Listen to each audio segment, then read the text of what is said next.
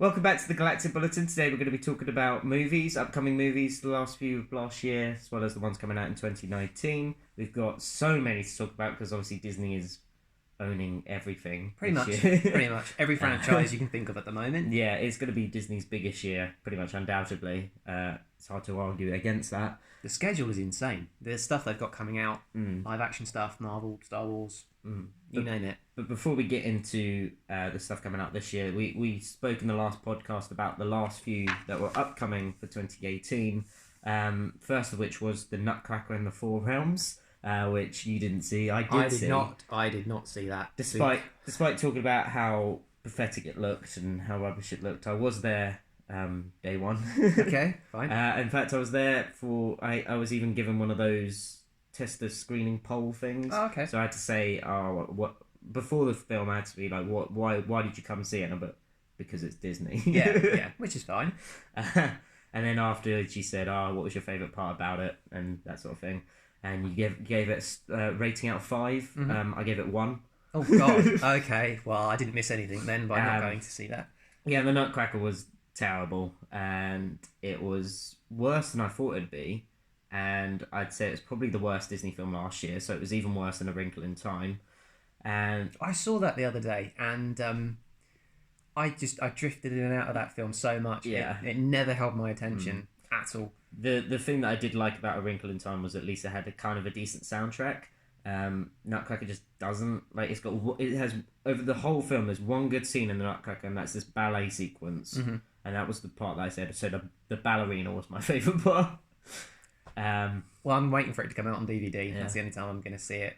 Keira Knightley was unbearable as the Really? Sugar Plum Fairy. She was just so irritating. It was just such a weird film. The Nutcracker's not even an important role in the movie, in a film called The Nutcracker.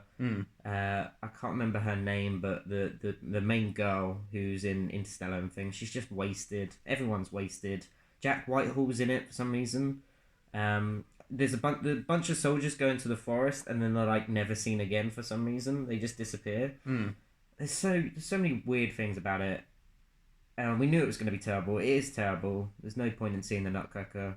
Thing is, even when the trailer came out, it felt like it was just going to be another kind of John Carter style, rubbish, throw it away, forget it ever happened kind of film. It was a Christmas film that I don't think was even in cinemas for Christmas. No, I think it came out in the November, didn't it, or before? It came out literally like the last weekend of October, beginning of November, which was weird, ridiculous. But then I suppose they were probably trying to schedule it away from Mary Poppins. Yeah, away from Mary Poppins, but that in itself didn't really work out for Mary Poppins one. We'll get into it.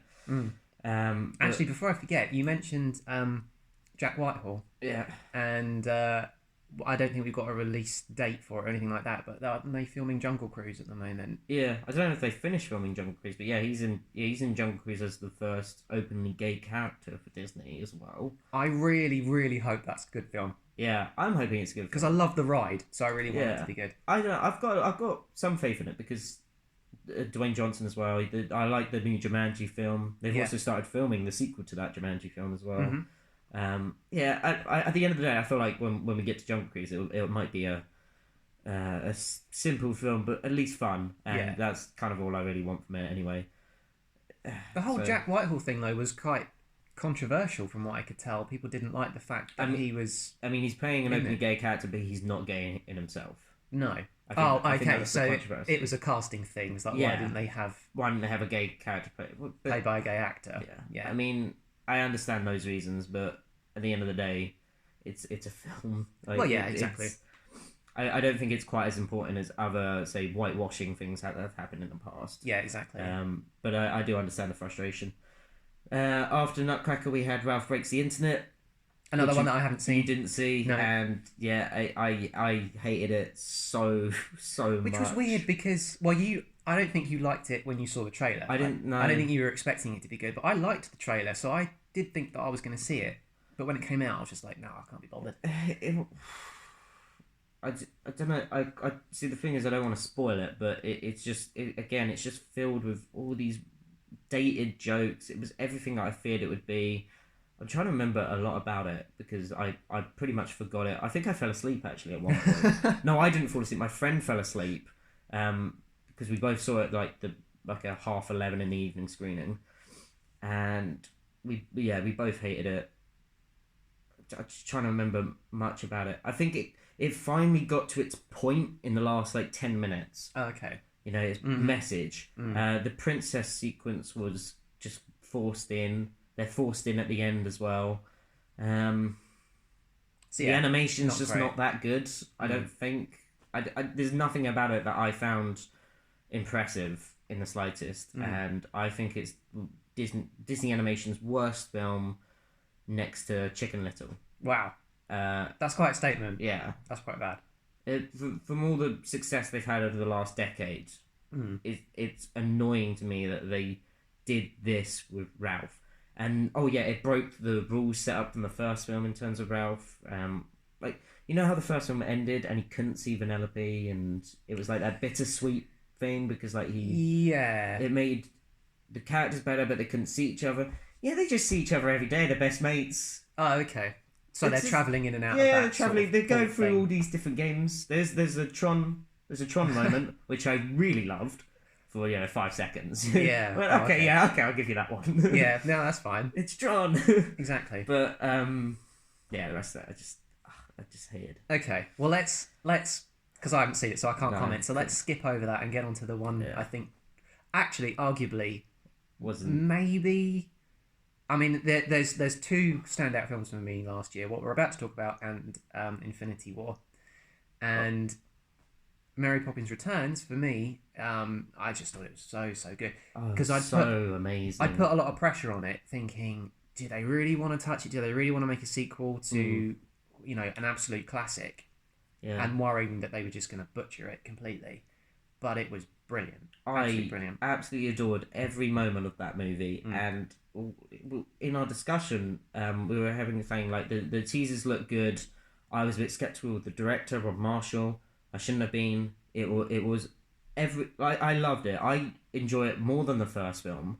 I think arguably there's stuff in it that is much better than the first one. I think the overall plot and story and characters are better. Yeah. It obviously doesn't have the nostalgia of the music at the moment, but I think give it time and it might. Yeah, exactly. Because that was always my biggest concern, is that with the first one, practically all of them, most of the songs that are in the first one are now just absolute classics. Yeah. And you hear them in the parks all the time.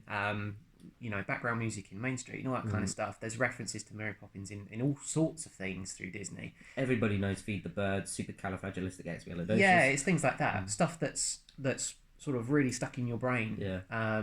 And is like a household name kind of thing. Everybody knows those songs, Fly a Kite and things like that.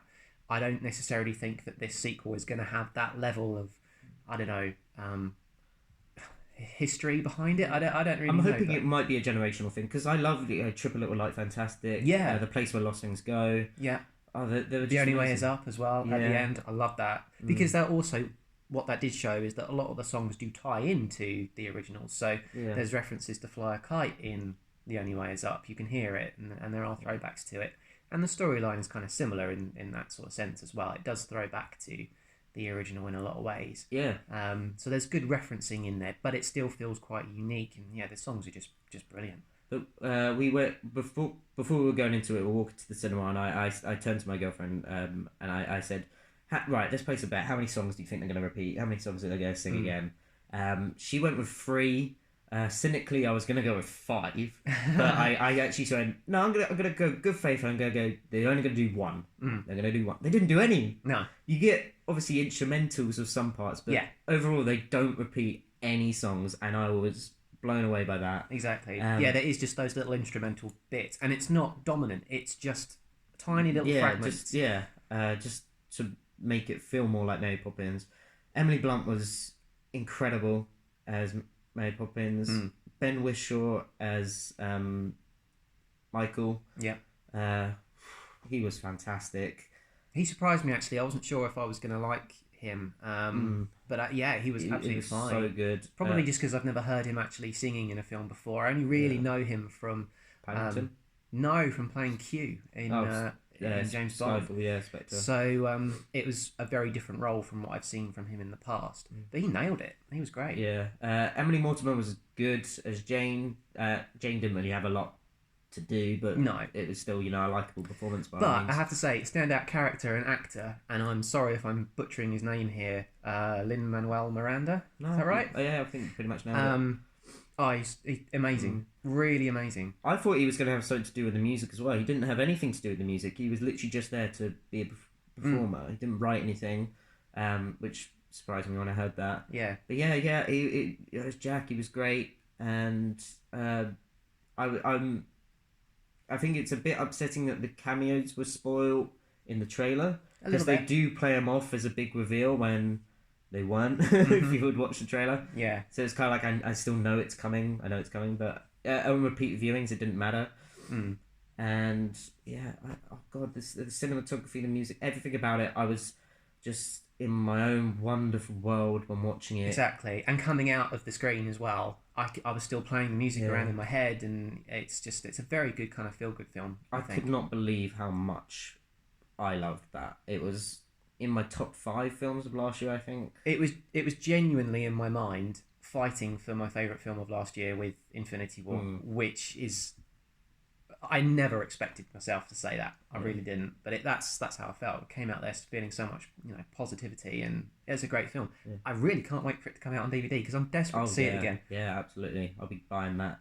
And the other film we talked about, which wasn't Disney directly, but I don't know if you did end up seeing Spiderverse? No, do you know I didn't? Everybody said you need to see this. You need to see this. You have missed out. You know how much I was going on about it for ages, and oh my god, it was so good. It is hands down the best animated film I've seen in so many years. I saw it, I think, 7 or 8 times. So it's got to be good. Yeah, the thing is, like, all the times that I kept seeing it were like with people for the first time. It was so amazing to see their reactions. I don't think I've sat in a film where over all these 7 or 8 screenings, they were pretty full as well. Yeah. Overall, and during the credits, I think 5 people in total walked out. Okay. To see these end credit sequences as well. Yeah. To appreciate all the animation. And it was full of like older people. I think I saw about 3 or 4 children overall. Granted, some of these were really late screenings, but yeah, the whole film, the story, Mars Morales' character, the voice acting, the animation. The animation, I must admit, from the clips that I've seen, is really outstanding. Actually, it's got a unique feel to it. The humour, the soundtrack, everything that makes a film is just beyond another level. It really should have been nominated for Best Picture at the Oscars. Obviously, it's been nominated for animated film, which it will win. But yeah, it astounded me just how far it exceeded my incredibly high expectations. And I can't recommend it enough. And the other thing, like, not to go on for too long, but the animation these last 2 months, we've had How to Train Your Dragon 3, which is almost equally as amazing. The Lego Movie 2, which is almost as good as the first one. I'm seeing it for a 3rd time this evening. And yeah, in terms of animation, it's been wonderful these last 2 months. But now we've got more stuff coming. Yeah, we've got more stuff coming. We can finally talk about 2019. So in terms of Disney, technically Disney, we've already had one film this year, and that was Glass. In a sense, it's really it's distributed by Disney outside the US. Okay. So in the UK and everywhere else. Obviously, you don't get the castle flown up in the before it, but floating up. But in the same way that like Miramax was a thing, and sure. I think it's Touchstone. I might be wrong on that, but yeah, Disney are the distributors for Glass. I'll just quickly say it sucked. It does not look good. I'm not a fan of Unbreakable and Split anyway, but No. I was interested in the 3rd film. I was kind of like, right, let's see where this is going. It goes absolutely nowhere. It's a disappointing finale even for fans. And I can absolutely guarantee you now, I will not be going to see that. yeah, it's a weird film. Story's just rubbish. It wastes everybody in it. James McAvoy actually, is very good, but that's about it. That's all I can really say on Glass. That's fine. I'm just going to glaze over that one completely. Yeah. Then in March we have Dumbo, so we're on to upcoming films. Do you know we have Captain Marvel. That's beginning of March. March 8th. Yeah, it's because I'm looking just at Disney and it doesn't include Marvel or Star Wars, but we have Captain Marvel, which is obviously the big one. Well, we talk about. yeah, I mean, Captain Marvel, I to me, Captain Marvel is being massively overshadowed by Endgame in terms of my excitement for Marvel movies. Oh, well, yeah. Which is a shame. I still think it will do very well, and I think it will be really good. Just to remind him, in our last video, I did make $1 billion worldwide prediction. I am actually standing by that.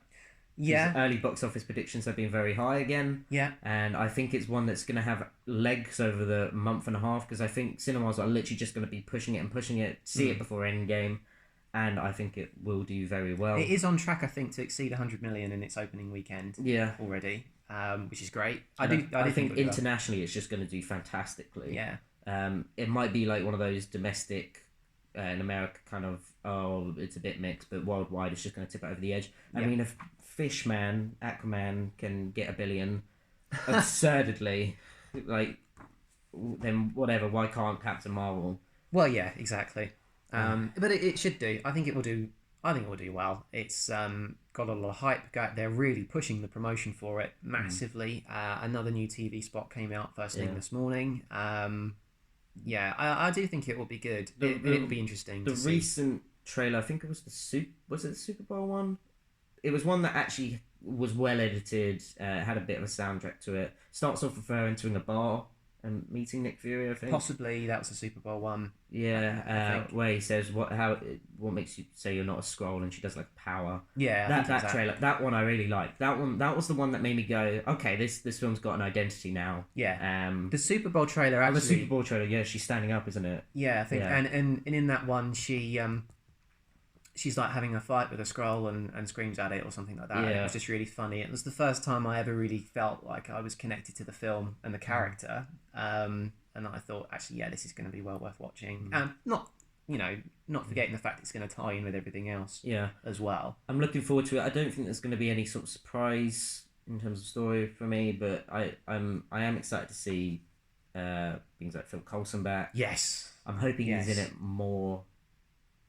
I definitely want him to be. Yeah, exactly. I feel like he's only going to be in a scene, and that's probably disappointing. No, I hope he's going to be in it quite a lot. Well, I hope he will. I mean, the thing is, at the moment, we've started watching back the early MCU films as another kind of Marvel movie challenge kind of thing, building up to Endgame, and it's so good to see him again in like those first Iron Man films. So yeah, I definitely like, and also the connection with him with the Agents of S.H.I.E.L.D. TV series. I don't follow along with that, but isn't he dead or something? Yes. Okay. Yes, but he's supposed to be in the next series. Is that a flashback or a video kind of thing? No. I don't know. Well, I don't know, but if I had to guess, and because they do tie in with the films usually, and when they get released, there could very well be a Skrull reference in there somewhere. Oh, yeah. I really wouldn't be surprised. And in actual fact, it'd be interesting to know whether or not the Phil Coulson that died in Avengers Assemble could actually have been a Skrull. Yeah. Because if the Skrulls go way, way back to the 90s, to before the Avenger Initiative even began, then it's quite possible we're going to have a lot of really intriguing kind of character developments where we find out that the people we think we know, we never did. Do you, not to go too much into Endgame just yet, but do you think we're going to see Skrulls in Endgame? It's a good question, and I don't know, but I have a feeling that we won't. Okay. To be honest, I have a similar feeling. I feel like Skrulls could be a long-lasting thing for the MCU, but I feel like it'd be more after Spider-Man, that kind of thing. The problem is that from what we know, or from what Marvel Studios have said, and what Kevin Feige has said recently, is that there's not going to be a kind of overall story arc to future phase, and in fact, they're not even going to do phases anymore. Yeah, but I think he's lying.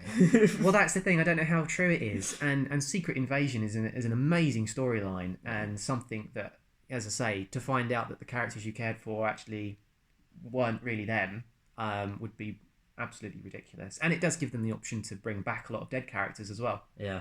If they wanted to. So it just opens up a whole new thing. I'd really love them to do that storyline, but it could just be restricted to this Captain Marvel film. We don't know yet. Who's directing Captain Marvel? No idea. Good question. I honestly don't know. I don't really pay attention. I don't really pay attention to that. Is it? I don't think it's a female director, is it? Because obviously Wonder Woman was like, that's a female director as well. Pass. I'm wondering if I can very quickly... I can't look at it. Yeah, look it up. I'll try and very quickly Google it. And... It is doesn't stay there. Anna Boden and Ryan Fleck. What have they done? They so they haven't got like a big. They've done some smaller films. I haven't seen any of these films. Mississippi Grind. It's kind of a funny story. I'm sure they're good. That's the thing with Marvel. They tend to try and find these sort of smaller directors at the moment. Yeah. Who have got something to show, something to. Well, I look at the Russo brothers as an example. I'd never heard of them before, and then they did Winter Soldier, and then I was like, oh my god. I knew of the Russo brothers, but they hadn't sort of done a big action film, and it was their work on Community with these paintball episodes, which are like parodies of Die Hard and things like that, which showed their action technique, which is why they were picked for the Winter Soldier, and they're very similar when you watch them. But yeah, Marvel are very good at picking good directors. Exactly, and I kind of think now, after all this time, you can put your faith in Marvel Studios and who they pick and what they do. And Marvel Studios at the worst is kind of an average film, and I think that's fine. I am looking forward to Captain Marvel, and I know Bryony's looking forward to Captain Marvel. I think it has the potential to be one that really blows people away. I'm not sure if it's going to be for kind of similar reasons on a par with Black Panther and how well that did. That could be divisive as well, because I really like Black Panther. I mean, I don't think it deserves to be nominated for Best Picture at the Oscars. That's a whole different conversation. Yeah. But I really liked Black Panther. I liked it. I didn't love it. And it's Bryony's favourite Marvel film as well. There are certainly things in it that I like, but it's... I don't know. The thing is, with Marvel films, for me, I'm very heavily driven by Captain America, I suppose. If you look at the actual list of my favourite MCU films, Captain America is in them all. So, it's very disconnected from that. Obviously, there's references to Civil War in there, which I like, and it is a good film. It's just definitely not one of my favourites. I'm hoping it's not convoluted with all its sort of different times and things and whatever. And I'm hoping the CGI is better than in the trailers. It has gotten better, but it's still a bit mixed. Do you know what? It's kind of the unspoken thing about Marvel movies is that their CGI recently has not been good, in my opinion. Well, it is in like Infinity War. I think there's moments of it where it's really brilliant, and then there's other moments where it's just so awful, where it's really unbelievable. If you look at Age of Ultron as an example, the CGI of Iron Man in that compared to Iron Man 1 and 2, you wouldn't even know they were the same film. Yeah. It's so much better in the previous films. It feels somewhat more Iron Man has gotten less real over the years. Yeah, it really has. And you'd think it should be the other way around. It should be getting better, not worse. But there were, in some of the action sequences of Black Panther, I was really aware of the fact... Did you see that Black Panther won Best Visual Effects? Hey, look, I don't make the decisions. I didn't think it was that good. There's a fight sequence between Black Panther and Killmonger at the end. Well, there's the rhinos. And it just... I don't know. I think Did you see First Man? First Man? First Man, yeah. No, actually, I didn't. I wanted to, but I didn't. Well... You could tell me that they filmed on the moon, and I believe you. It's insane. Like the cinematography's amazing in that movie, and the visual effects are amazing. But Black Panther and those rhinos, given visual effects. Yeah, I don't ridiculous. know. I don't. That was I'm not sold by Marvel's CGI all the time, and it's a shame because it breaks a lot of the. Yeah. I mean, CGI is in everything, but at the end of the day, I think in this day and age, you got to have really good CGI. Yeah, exactly. It breaks the continuity in a film for me. If you're suddenly in a scene and you think, well, that doesn't look right, then all of a sudden your mind is taken out of the plot and you just get distracted. Having said that, though, I've literally just reading the words de-aged in front of me, and the de-aging on... De-aging is amazing. Yeah, they're really nailing that. It's because they've been doing that since when? When did they first use that? They used it in... Hank Pym? Yeah, so Ant-Man, and they used it in, I want to say, Civil War was when Tony Stark was giving that. Yeah. I don't know what you want to call it, lecture at the beginning, and they de-aged him for a scene. Yeah, there's a guest lecturer at uni. So the de-aging stuff they do very, very well. no question about that. That's some of the best CGI I think they've ever done. Did they use de-aging in IMM3? I don't think they did. They just made it look 90s or whatever. Yeah, I don't think they actually used any CGI for that. But they are very good at it, and obviously we've now got Nick Fury being de-aged, Phil Coulson a little bit as well. Yeah. So yeah, they're very good at that. And also, actually thinking about it, we've got a Black Widow film coming, and yeah. I've heard that she's going to be de-aged in that because it's going to be set around the year 2000. And off the top of my head, I think that puts Black Widow to around the age of 16. So she will be de-aged in that. That's what I'm hearing anyway. When are we actually going to hear about these films? I don't know. I thought it was going to be, I think I said October last year. Might have even said the year before that. They've yet to do a post-Phase 3... Phase 3? Phase 3 announcement. Yeah, they really haven't. We're just getting bits of things like an Eternals movie, a Black Widow movie, a Guardians 3. And none of these have confirmed at all. I'm still not confident on Guardians 3. They said something the other week about how they're using James Gunn's script, or I think Chris Pratt said they're Chris using Pratt James said Gunn's it. script. Yeah, he said that they were going to be using the script again, but I still don't think they've chosen a director. I still think there's a lot of talk, and I'm still on the side of they're not even going to do Guardians 3. It doesn't take this long to find a director. It just doesn't. I'm not sure. They're slowly cancelling it. I think they are. And they just don't want to say it because they don't want to, have bad press around things of Endgame and stuff. Exactly. And it is a shame because Guardians has always been one of my favourite of the MCU. The first film more than the second. But it's the characters that I really, really like, and it's just a shame that it's kind of gone that way. Having also said that, though, James Gunn is directing Suicide Squad 2, which is a reboot of Suicide Squad anyway. A reboot of a film that came out 2 years ago? Yeah. Ish? Well, it was a disaster, wasn't it? So it was strange. A lot of people seem to like it, but it was a rubbish film. It's one of the worst films I've ever seen in the cinema. That and Spectre, the two sort of just horrible times I've had at the cinema. It's just uncomfortable and rubbish. But yeah, they could be waiting to see how sort of people react with James Gunn doing Suicide Squad 2 and possibly see if there's still sort of bad press surrounding him. They have also apparently not announced but hinted that there's going to be another new character that they're introducing to the MCU with a solo film whose name I cannot remember and I can't look it up because my phone is recording, but it's supposed to have an Asian setting. It's kind of like Iron Fist but not Iron Fist. I really can't remember the name of the character, but he's not really he's not enhanced. He's not a powered character, but he's effectively a martial arts expert, if you like. I don't think he's got any abilities necessarily, but apparently they are exploring that as another new entry. And then, as I said before, we've got the Eternals as well.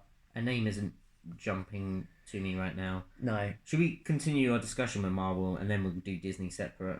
So we might as well go to Endgame. Because if you want to go into Endgame, since our last podcast, we've actually, because I was re-listening, we didn't know the name at the time. We hadn't seen anything.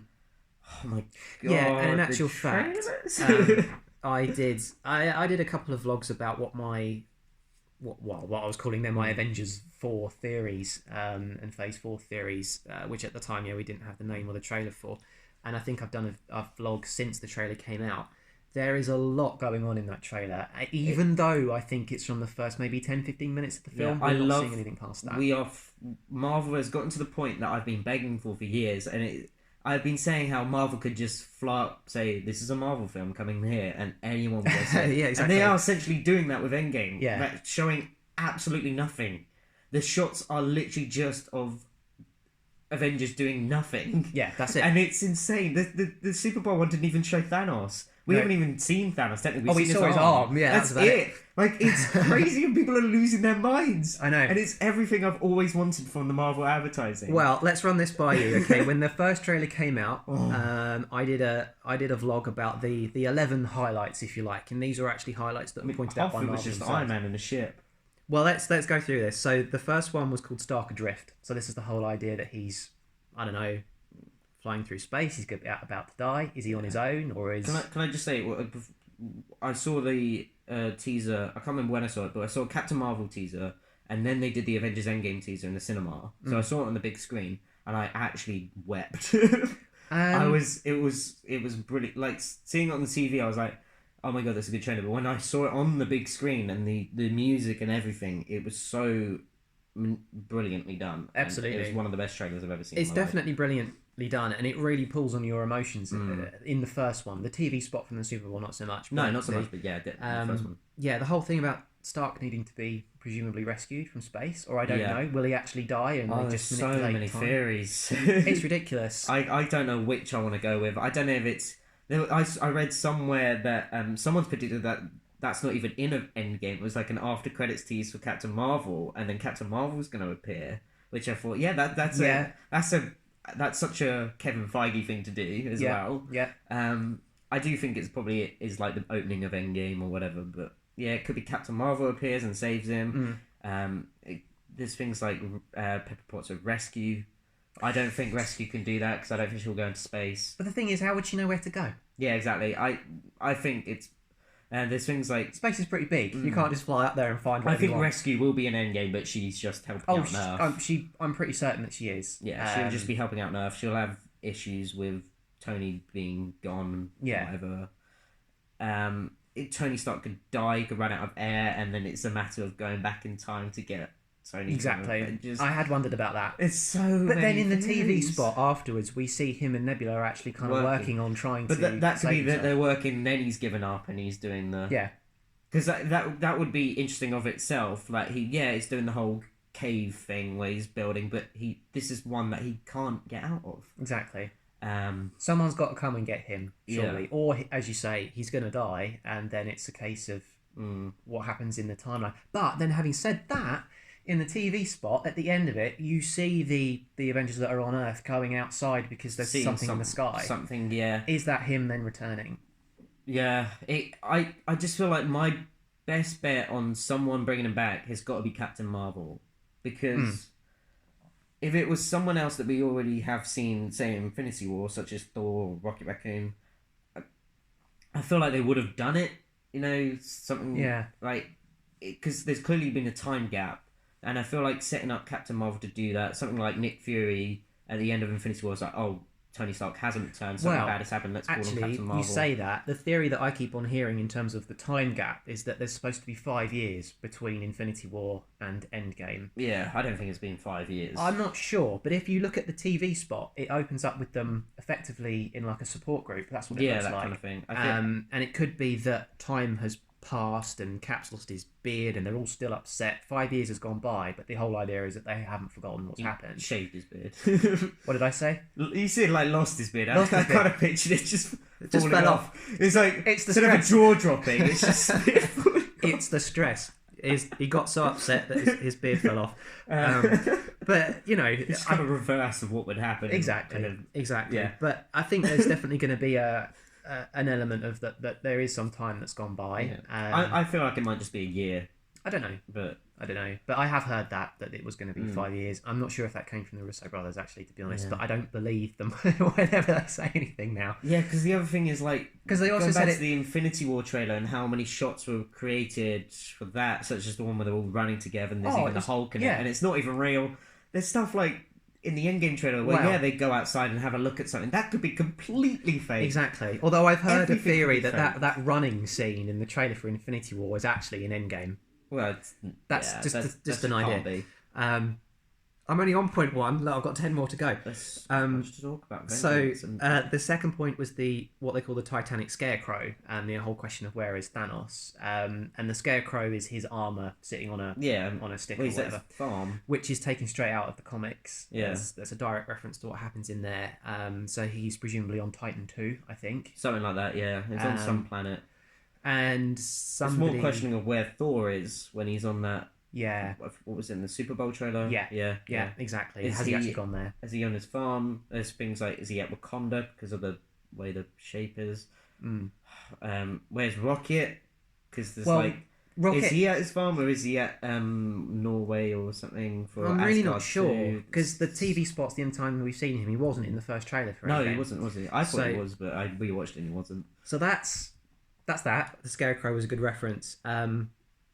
Crying Cap was the third one where we just see him in floods of tears. Oh, that line of dialogue where it said, "This has got to work because I don't know what I'm going to do if it doesn't." If it doesn't, yeah, exactly. Also, interestingly, I've written down here, he's wearing his Winter Soldier suit in there, the navy blue one, which I love. Apparently, that is Chris Evans' favourite Captain America costume that he's had. It's my favourite. It is mine as well. It's his stealth suit, I suppose, is what they call it. But he asked for that one to be used in Endgame, and obviously that's the end of his kind of contract, so they said yes. So we do expect to see that come back before, presumably, he gets a new one. There's been these leaked toys with these yes, exactly. I don't know what to make of them. I don't think they're actually in the film. I haven't seen them. I do not know what they look like. I've also They look rubbish. What colour are they? They're like white or silver kind of thing. People keep on saying that all of the Avengers are in white suits. I just don't think there's going to be a point in the film where it's like, right, guys, the answer to this is making new suits for us all. No, but I have an idea. So I don't picture them. I have an idea. What was the colour of Hank Pym's suit when he went into the quantum realm? White and grey. I've got a feeling that because Ant-Man... that he's made them? Well, Ant-Man might make them, but Ant-Man appears at the end and he's got the thing in the back of his van. They can all go to the quantum realm, and I think that's what they do. Yeah, maybe. I think they're going back. That's a more believable reason for why they would have these suits. Exactly. I can't picture them, say, just putting them on for a final fight. It would just be ridiculous. I don't think that's what there would be doing. something detrimental. I think there's a point to it, and I think that they are. I think they're going into the quantum realm, and they're going to find I don't know what they call it, a time vortex or whatever they are. People don't have new suits for Infinity War. I mean, Tony Stark has worked on his nano. Well, he does in every film, doesn't he? Yeah, he's worked on that, but that's before Infinity War. Everyone else is wearing what is in the situation. Captain America's ripped off the star of his suit that he was wearing from Civil War, so that's why his suit is different. But it's not new. It's broken, run down. Exactly. Black Widow's suit was different, but it's fine. And in actual fact, was it different? Did she not just have? No, it was different. It was green for one thing, and it wasn't what she was wearing in Civil War. So I don't remember. She goes on the run presumably after Civil War, but she wasn't wearing that suit. So I'm not really sure where it comes from. So yeah, there is this question about who's wearing what, and there is this apparently, as you said, this leak of pictures of the toys, which always seems to happen. The same thing happened with Infinity War as well. That it was the Lego toys that were released. Yeah, I'm glad that Lego has not spoiled anything at the moment. I'm just not looking. I'm just not going to look. Well, I don't remember how. Yeah, the images just came up for me, and that was really annoying. I keep seeing the Lego isn't completely accurate anyway, so it was fine. No. The Lego needed to tie in Infinity Stones with like each set, and they weren't actually related in the end. Exactly. So that was fine. Yeah. Point 4 on my list is called Banner Sad, and this is where you see him looking at the screens of people who are MIA effectively. So you've got confirmed Shuri was gone. Shuri, Ant-Man, and Spider-Man. Yeah.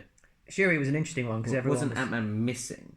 Well, yes, because he is. He's MIA. And I think Peter Parker was missing as well because they didn't know he was exactly. But Shuri was definitely on that. Yeah. And a lot of people prior to the trailer were speculating that she was going to figure it all out. Well, yeah, because we didn't know. Well, Infinity War didn't tell us if she was dead or not. It didn't. And in actual fact, she may not be. Maybe she's MIA somewhere else as well. Yeah, I suspect she is. I can't figure out why she would run away. For example, exactly. It's good reason to say why Ant-Man's missing because he's in the quantum realm, but he's not dead. Yeah. Spider-Man's dead. Yeah, very. In the quotation marks, or decimated. It's called the Decimation. Yeah. Which I love. I really like the fact they've given it a name. I like the fact they've given it a name. I just don't think people aren't saying it. They're saying the snap. Yeah, I know. So, but that's officially. I will always refer to it as the snap, I think. I like the Decimation. I think that's quite good. So yeah, Shuri presumably is gone. Right, number 5 on the list, Asgardian Woes, and this is where it's talking about the very small clip of Thor that you see. You really don't see him for long, but obviously he's upset. As you would be, I suppose. Yeah. I think he feels responsible because he feels very responsible. Because he didn't go for the head. Thor is just such an amazing character now after all. He really is. He was my favourite character in Infinity War. That moment where he returns to Earth with do you remember that midnight screening? Oh my god, the place erupted so good when he landed because they had the music, and it was like, oh my god, he's here. This is it. It was brilliant, and it was such like a tease as well because it didn't really help at all. Well, it obviously helped. It turned the tides in a lot of ways, but the overall result was it didn't actually help. No, it turned the tide in terms of the battle, because obviously with the abilities he has, he was able to wipe out the space dogs. Quite handily. Exactly. He obviously just didn't. He didn't go for the head, so I think he just feels bad. I'm going to move through these quite quickly now. So number 6, Daughter of Shadows, and this is talking about. Actually, this is talking about Nebula. I've written down Gamora, but it's not. It's Nebula. Because in the trailer, no one was 100% sure where she was. Some people thought that she wasn't on the ship with Tony and had left him for dead, but now we know she's on it, so we can kind of glaze over that. Number 7, and this one was good. Clint's back as Ronin. Yeah. He looked awesome in the trailer, I thought. And the Super Bowl trailer was even better. Yeah. Where he has that brief moment. I don't care for his haircut, but whatever. I don't care. I don't like that haircut on anybody anyway. But the overriding theory is that his family has gone, and Black Widow goes to find him, where he's effectively killing, presumably, I think, triads or something like that. I'm very excited to see what's happened with Hawkeye. He's probably the one character who I felt like had the most to lose with his wife and his kids and his little farm and his house, and he was retired. Yeah, he was on house arrest, like Scott Lang was. So something pretty bad has obviously happened for him to now be going out as Ronin, and I can only assume that his family have been decimated. Yeah. So I'm definitely looking forward to seeing that. Very excited for Hawkeye. Number 8. Ronin. Number 8 is interesting. It's called Peggy Gazing, and this is where you see Captain America looking at his compass with Peggy's picture in it. It could be foreshadowing what you said in the last podcast where Captain America doesn't die. He goes back in time. I still stand by that. Yeah, it's a lovely theory that I really like. So it's my favourite theory that I've come across, and I love it. And everyone I tell about this idea loves it. So I really hope that they do that for him. Purely because I don't think you can kill Tony Stark and Steve Rogers in the same film. I think it's too much. I mean, I think you can, but I just prefer to have the ending that you said. I want a happy ending for Steve Rogers. I think he just deserves it. Yeah. So anyway, you can obviously listen back to the previous podcast to know exactly what that theory is, but that was obviously point 8. Point 9 is called Planning Time, and this is where, as you said before, Cap and Black Widow are talking about this plan. It's got to work, or else they don't know what's going to happen. So what's the plan? Are they rescuing Tony? Has Tony turned up? Scott's obviously appeared with the quantum realm thing, and what's the plan? What's the plot? What are they going to do? What's anything about this film? Like we know nothing. We know absolutely nothing, and I love it so much. We haven't had a full trailer yet. Not really. Well, the thing is, I think we're only going to get one more trailer, and that'll come out after Captain Marvel. Exactly, and I don't think we're going to see anything beyond the half hour. Yeah, exactly. They're going to leave a lot out. Yeah. Go for your last point. Yeah. Okay, is it the last point or the last 2 more. We've got number 10, The Endgame is Here, which is obviously the title reveal. Yeah. I like the title, Endgame. It fits. It's okay. I was disappointed that it was something that we had heard and they had lied. I think there was the whole thing about what's the title going to be, and I think it was just a bit pointless in the end. It was a bit. I mean, it's fine. It's absolutely fine. Yeah. Doctor Strange obviously says we're in the Endgame now, so there's a good tie in there. Tony Stark says that up there, that's the Endgame. In Age of Ultron, did he say that? I think. Yeah, I think it's been said in he's definitely said Avengers films or something. Possibly, definitely twice. There's just been there's so much pressure on the title when really we've overthought it. I think so.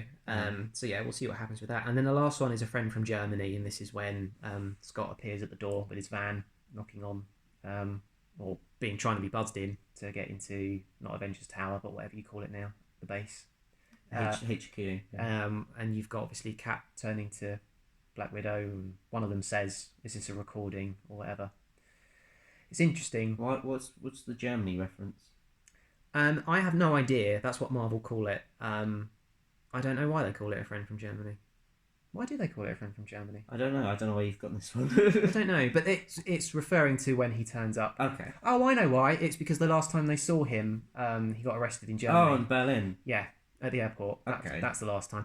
Right. Now I've got it. Yeah. So, yeah, it's just the fact he turns up with his van. Yeah. Which I think is huge. I honestly think Ant-Man is the key.